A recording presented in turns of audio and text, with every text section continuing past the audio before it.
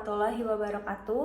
Saya Liza Sari Rahayu, NPM 100419200, Fakultas Hukum, akan mempresentasikan mengenai hasil penelitian saya berupa skripsi yang berjudul Perlindungan Hukum Terhadap Anak dari Kekerasan Seksual di Lingkungan Pesantren ditinjau dari Undang-Undang Nomor 12 Tahun 2022 tentang Tindak Pidana Kekerasan Seksual dan Undang-Undang Nomor 35 Tahun 2014 tentang Perlindungan Anak.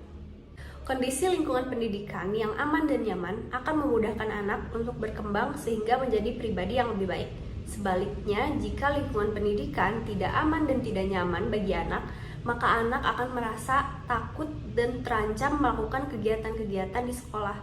Maka dari itu, selain lingkungan keluarga, sekolah pun wajib menyediakan suatu sarana agar anak merasa aman dan nyaman sehingga terhindar dari bahaya.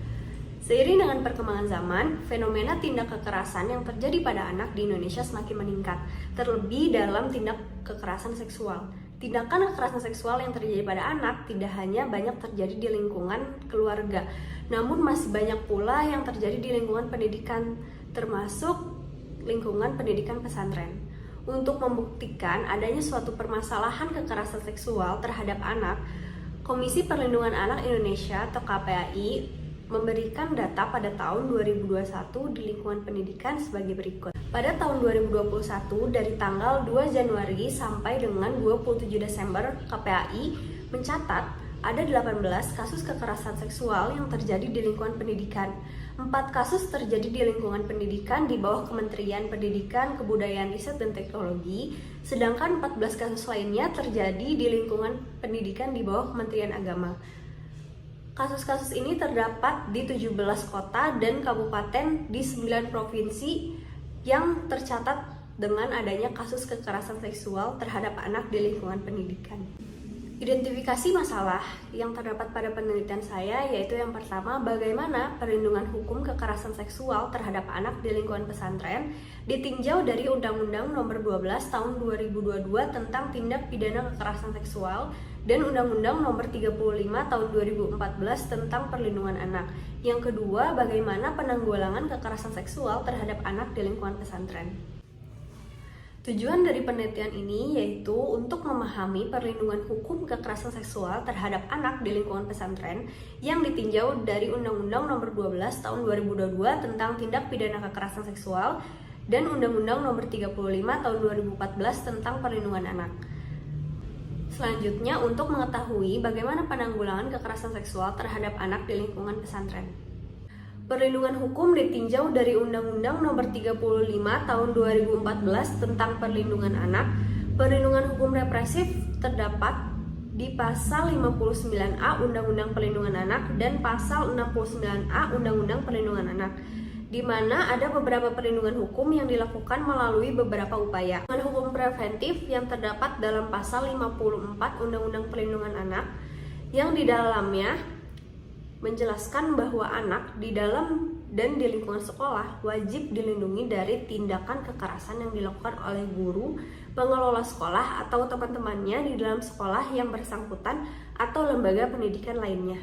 Perlindungan hukum terhadap anak dari kekerasan seksual ditinjau dari Undang-Undang Nomor 12 Tahun 2022 tentang Tindak Pidana Kekerasan Seksual. Yang pertama terdapat dalam Pasal 4 Ayat 2 huruf C yang menerangkan bahwa tindak pidana kekerasan seksual juga meliputi persetubuhan terhadap anak, perbuatan cabul terhadap anak, dan atau eksploitasi seksual terhadap anak. Selanjutnya, Pasal 6 Undang-Undang Tindak Pidana Kekerasan Seksual huruf B dan C yang menerangkan pidana yang diberikan kepada pelaku kekerasan seksual yang menyalahgunakan kekuasaan. Undang-Undang Tindak Pidana Kekerasan Seksual mempunyai bagian khusus untuk perlindungan korban yang dijelaskan dari pasal 42, 43, 44, dan 45. Selanjutnya, adapun faktor yang dapat mempengaruhi efektivitas hukum, yaitu yang pertama hukum itu sendiri, yaitu substansi dari undang-undang.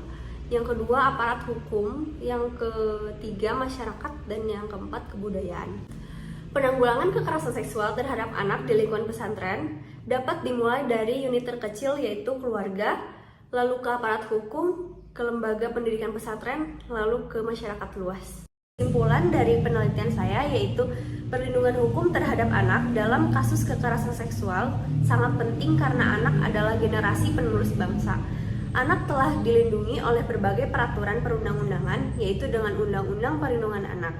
Namun, jika merujuk pada kasus kekerasan seksual, Undang-Undang Nomor 12 Tahun 2022 tentang tindak pidana kekerasan seksual. Peraturan mengenai sanksi yang diberikan telah banyak berlaku mulai dari pemidanaan terhadap pelaku sampai pemberhentian operasional lembaga pendidikan pesantren.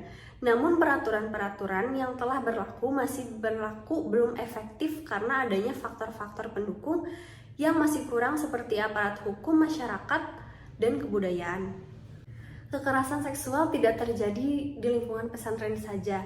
Pada dasarnya merupakan kenyataan yang terjadi dalam masyarakat. Tindak pidana kekerasan seksual bisa terjadi di mana saja, kapan saja, dan bisa terjadi kepada siapa saja tanpa memandang bulu. Mulai dari anak-anak, remaja, sampai orang dewasa, semuanya rentan menjadi korban kekerasan seksual. Terima kasih telah menyaksikan video seminar penelitian nasional Sivitas Akademika, dan wassalamualaikum warahmatullahi wabarakatuh.